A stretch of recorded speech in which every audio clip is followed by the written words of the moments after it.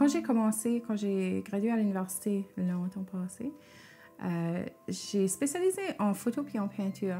Puis j'essayais d'intégrer les deux. Pour longtemps, c'est ça que j'ai fait. J'ai intégré les deux dans un système de collage. Puis après ça, ça a commencé à évoluer. Après quelques années de ça, j'ai voulu faire d'autres choses. J'ai tout le temps été intéressée à l'écriture. J'ai tout le temps été intéressée dans des crafts aussi. Alors, ça a évolué. Puis là, on voit que les projets visuels intègrent encore plus de différentes dimensions. J'ai tout le temps été fascinée aux contes, légendes, n'importe quoi de paranormal. J'étais un enfant avec les livres, des affaires de sorcières, puis de loups-garous, puis des vampires aussi, n'importe quoi. Ma famille, vraiment en Acadie, on entendait souvent des histoires des maisons hantées, des vieux mythes ou des légendes ou des ditons ou n'importe quoi. Puis ça parlait des choses anciennes, des expériences que le monde avait eues dans le realm du paranormal. Puis ça m'a tout le temps fascinée. J'ai tout le temps voulu vraiment faire quelque chose avec ça. Puis quelques années passées, on dirait ça comme bouilli dans ma démarche, dans mes idées. Puis ça a sorti visuel. Quelques années passées, j'ai fait une série de peintures légendes de mon Acadie. Chaque région, il y avait une légende en particulier qui m'a inspirée de faire l'image que ça a été. Il y avait des parties écrites dedans. Alors, on voit un livre de coller, on voit les mots d'écrit, de composer. Puis ça m'a apporté à vraiment compléter un livre, de faire toute la composition avec toutes les histoires. Puis j'ai réintégré les choses d'une façon, des mythes, des légendes, avec la recherche que j'ai faite, avec le visuel, ça a tout tenu ensemble, puis j'ai composé le livre à l'écrit. Là, on est à cette étape-là où j'ai un livre d'écrit, puis c'est quoi je fais avec? Bien, moi, je ne vois pas nécessairement que, autant que c'est une belle femme d'art, de lire un livre puis virer les pages, l'expérience est comme rien d'autre. Mais c'est pas comme ça que moi, je vois l'histoire que j'ai composée. J'aimerais de pouvoir présenter ça où ça va être sur un mur, puis ça va être dans ma main d'écriture, ça va être visuel, ça va être cousu, ça va être collage, ça va être Rebecca Béliveau. Ça va être mon style, vraiment mon interprétation de la chose.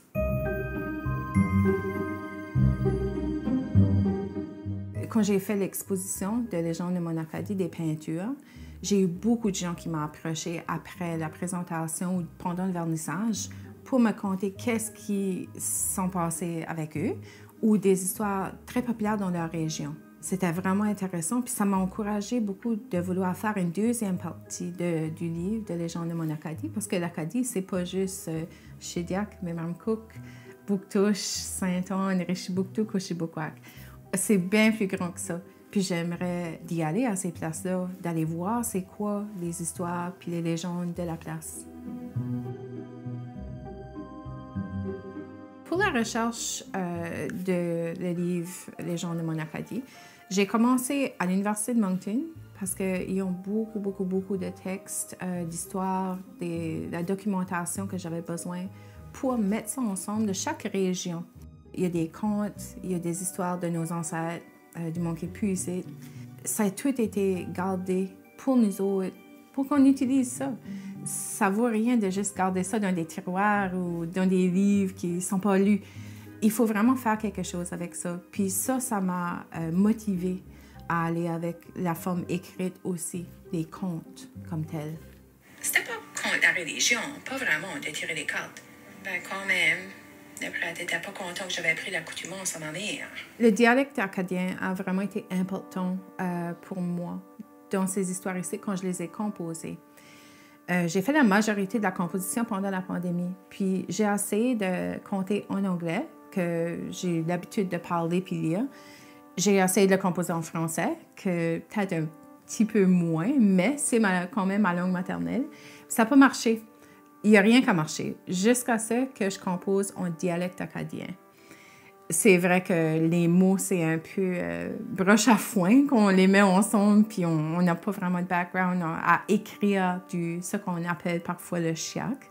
Mais c'est vraiment le dialecte qui était la clé qui a fait que j'ai pu composer de A à Z le livre. J'avais pas vraiment l'attention pour les gars dans ce temps-là. La vraie vérité, c'est que j'étais trop gênée. J'aimais bien plus de lire des livres que de sortir aux danses à Bouctouche ou à Sainte-Marie, moi. Je pense que c'est vraiment à l'oral que ces histoires ici devraient vivre. Je pense que c'est comme ça qu'ils voulaient vivre. Puis à l'écrit, ça marchait moins bien que si on voit ce qu'on parle. Une des vieilles chums à ma mère m'a collé. Anne-Marie la Veuve, qui l'appelions, de Sainte-Anne. Les légendes ont été enregistrées en audio, je les ai faites en audio, qui est quelque chose que je pense peut-être exposer avec le livre aussi. Je crois que ça serait important. Quand on lit le dialecte acadien, ça peut être un peu confusant. Tout le monde l'écrit peut-être un peu différemment. Si on l'écoute en même temps, ça peut ouvrir un peu la compréhension. Je pense que c'est important de garder les traditions acadiennes. C'est quoi qu'on parle? On parle la langue. C'est ça qu'on essaie de parler mieux.